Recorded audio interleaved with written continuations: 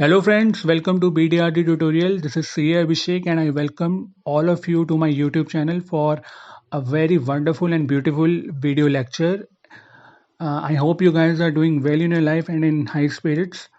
So in this video, we will be learning some basic concepts regarding income tax, and this video is useful for both learning as well as for real life situations for commerce students like BCom, CA final, and the students who are pursuing CA and currently undergoing articleship training.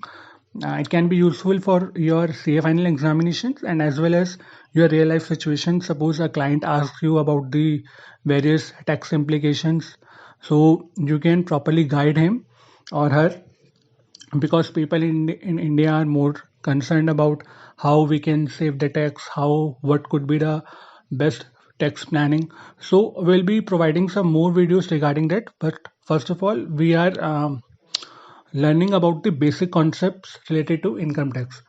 So I would request all of you to please watch this video till the very end. And before starting this video, I would like to make a small request that जो भी viewers इस video को हिंदी में देखना चाहते हैं, Hindi video का link मैंने डिस्क्रिप्शन बॉक्स में पेस्ट कर दिया है. आप उस लिंक के माध्यम से इस वीडियो को हिंदी में भी देख सकते हैं. So without further due, let's just start. So the moot question arises: what is income tax? So the income tax is a direct tax which a government levies on the income of its citizens. So any income generated by a particular person or an individual or a company, the government will levy a tax on it, and that is called Income Tax Act. Now, as far as the applicability of this Income Tax Act is concerned, it is applicable to whole of India and it came into force from 1st April 1962. Now, prima facie, there are five heads of income on which such tax is levied. Those five heads are salary, house property, profit and gains from business from profession, capital gain income, income from other sources like bank interest, lottery ticket, winning from lottery, crossword puzzles, like. So prima facie, these are the five basic heads under which your income is generated. Now, as far as the hierarchy is concerned, the income tax department comes under the Central Board of Direct Tax, which comes under the Department of Revenue, which comes under the Ministry of Finance, and it is guided by Government of India, that is central government. Moving on. Now, there are various categories of taxpayers which we need to understand. So, first of all, individuals, in which individual is categorized as resident or non-resident, which we will be learning in our next slide.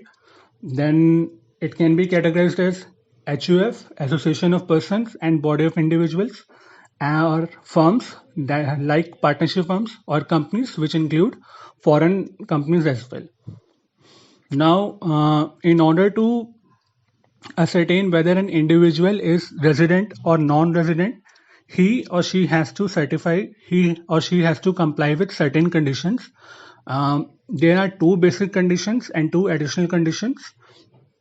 So he or she has to comply with either of one basic conditions, or after the satisfaction of one or more basic condition, he or she has to comply with both the additional conditions. So what are those conditions? Now, first of all, he or she should stay in India for 182 days or more in relevant previous year, that is current previous year, or he or she should stay in India for a period of 60 days or more in the relevant previous year and 365 days or more in last 4 previous years. Now, it is pertinent to note that in the point second, we can see that there are this point is a component of two sub conditions. That is, both the sub conditions should be complied with. That is, he or she should stay in India for a period of 60 days or more in the relevant previous year, that is current previous year, and he or she should stay in India for 365 days or more in last 4 previous years. Moving on. Now, there are additional conditions which should be satisfied, that he or she should be resident for 2 previous years or more in last 10 previous years, and he or she should stay in India for 730 days or more in last 7 previous year. Now it is pertinent to note that after the satisfaction of either of the basic condition, these two additional conditions should be fulfilled. That is, both the additional conditions should be fulfilled after the satisfaction of one of the basic condition. Moving on, there it is. If any individual satisfies any basic condition, then he or she shall be treated as resident in India, or otherwise he or she will be treated as non-resident in India.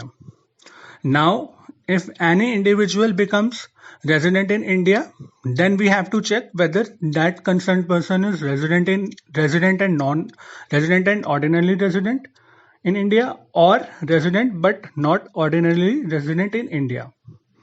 In this case, if the SSC, as I said earlier, if the SSC satisfy both the additional condition, then he or she will be treated as resident and ordinarily resident in India. Now, for the purpose of computation of number of days he or she, that concerned individual, stays in India, shall include the day on which he or she leaves India and the day in which he or she enters India. So, for suppose a person A who stays in India for a period of 2 months, and he enters India on 1st of August, and he left India on 30th of October. Then, for the purpose of computation of number of days he reside in India, shall also include the day on which he enters in India, that is 1st of August, and the day on which he left India, that is 30th of October. Moving on, there are certain amendments with respect to number of days from 1st April 2021 that has been slashed to 120 days, provided that the income of the concerned individual is more than 15 lakhs. So you can read these 3 points. Prima facie, first point is for an individual who stays in India for a period of 120 days and whose income is more than 15 lakh. He shall be, his first basic condition should be satisfied. Now, in order to gain the resident condition, he or she has to satisfy both the additional condition as well. Now, as far as the second point is concerned, it says that if a person is a citizen of India, then he or she shall be deemed to resident in India in any previous year if he is not liable to tax in any other country or territory by reason of his domicile or residence or any other criteria of similar nature, provided his or her total income exceeds rupees 15 lakh. And the third point is for individual HUF, which should be categorized as not ordinarily resident in India in a previous year if that concerned individual or manager of the HUF has been a non-resident in India in 7 out of 10 previous years preceding that year. Moving on, as far as the taxability of resident individual is concerned, he or she will be charged to tax in India on his global income, that is the income he or she is earning in India as well as abroad.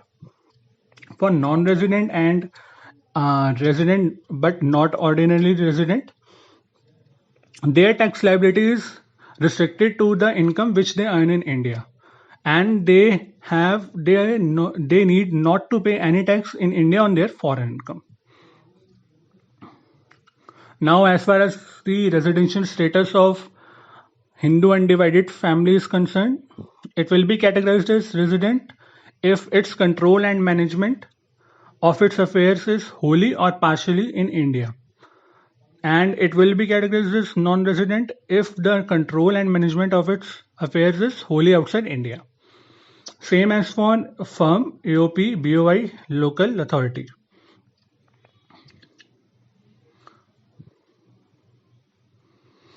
Now, as far as the residential status of company is concerned, The Indian company is always a resident company, and as far as the foreign companies, other companies concerned, if the place of effective management is in India, which we generally use to term as POEM, then it will be categorized as resident company, or otherwise it shall be categorized as non-resident company. So this is it, guys. I hope you understand this concept very easily.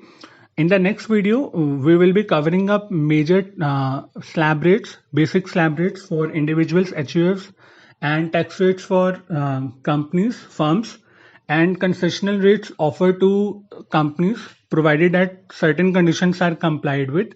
So please watch my next video as well, and thank you so much for all your support. Please do like, share, and subscribe this video, subscribe my channel, and kindly share this video as much as possible. Thank you so much.